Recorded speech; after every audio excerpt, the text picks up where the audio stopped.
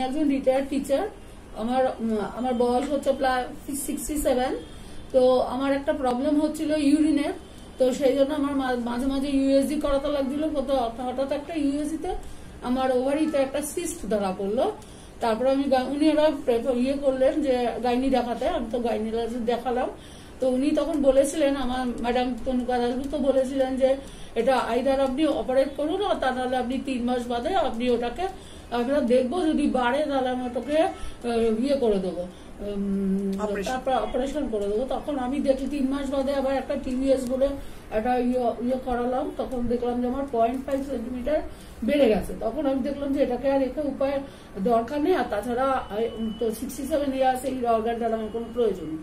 উনি আমাকে বললেন যে এটা অপারেট করলে ভালো। তো আমি ওটা ল্যাপ্রোস্কোপি, উনি ল্যাপ্রোস্কোপি অপারেশন করে দেন। কিন্তু আমি বলবো আমার 2টো সিজারিয়ান অপারেশন হয়েছে এবং একটা ল্যাপ্রোস্কোপি হলো।